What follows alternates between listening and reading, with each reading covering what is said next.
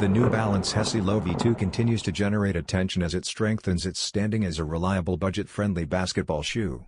Launching in the new black AMD Maroon colorway on September 1 for $110, the model showcases a blend of mesh, suede, and synthetic overlays in black and gray, highlighted by maroon accents on the logo, tongue, and midsole, with silver detailing to sharpen the look.